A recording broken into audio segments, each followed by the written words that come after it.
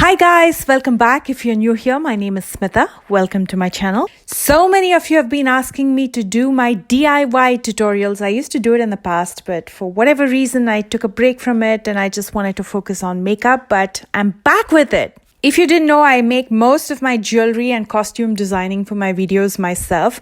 So I wanted to let you in and just show you how I do it. But a quick disclaimer before we begin, I'm not a professional tailor. I've never learned stitching or sewing or even makeup for that matter. Everything that you see is self-taught.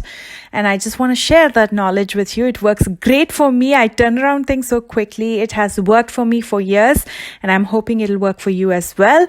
So today I'm going to show you how I converted my daughter's old dress that she was going to give away into a beautiful saree blouse.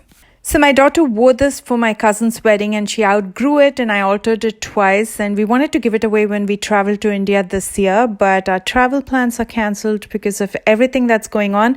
So I said I might as well convert it into something else that I can use. So the bottom part of the dress is what I'll be using. It's a beautiful velvet with some sequins and some beautiful gold embroidery. Because I'm just going to be using the bottom part, I had to separate it out from the top part. You can most definitely cut it to save time, but me being so thrifty about everything, I decided to take out the stitches.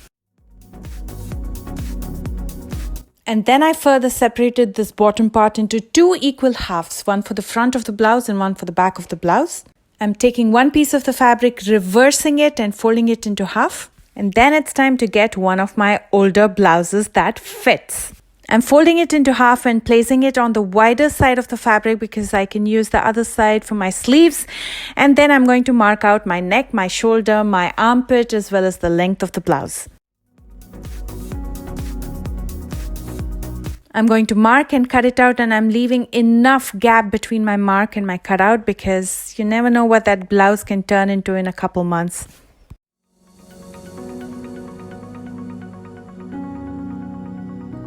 And then I'm going to use this fabric to cut out a second piece from the second half of the fabric so we can have one piece for the front and one piece for the back. I'm going to start working on the front part. I'm going to cut out the armhole about 1/2 inch extra for the front part just to make it more fitted and more comfortable in front. And I'm also going to cut out the neck and shoulders. For shoulders, I'm keeping about 2.5 inches.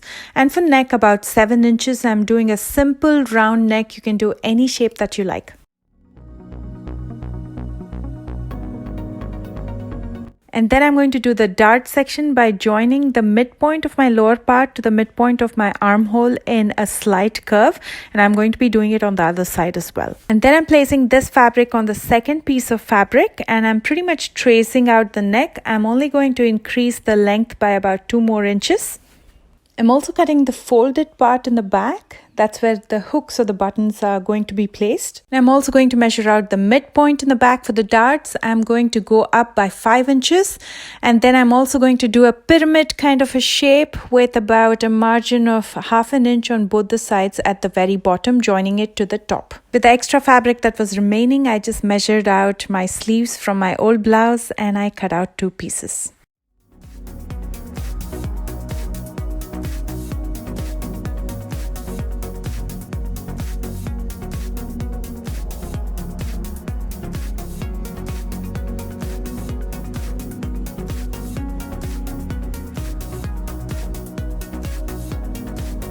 And then I took a short break because I realized that it's going to take more time. So I just wanted to get done cooking dinner. I'd already made dinner, but I decided to make some dal. So you're looking at me making dal fry. And then I checked my mail. And to my surprise, Black Label had sent me some beautiful flowers for hitting 1 million. So thank you, Black Label. I don't know if I even showed you guys what Colourpop sent me. They sent me some beautiful flowers too.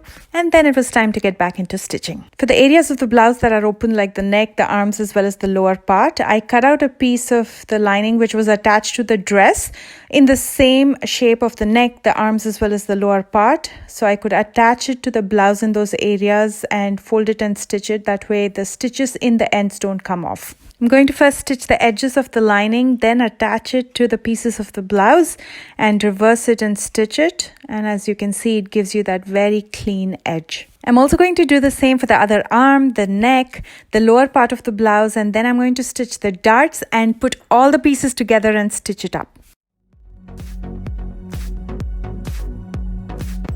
I'm just using regular hooks for the back. I'm going to hand stitch these. Anytime you have a deep neck in the back, you need some extra support to hold it together. So I'm going to be attaching 2 strings on the side so I can tie it up, and just to make it extra decorative, I'm going to attach some old broken earrings to it. I actually had made nut with these earrings, and now I'm just going to use it for these ties.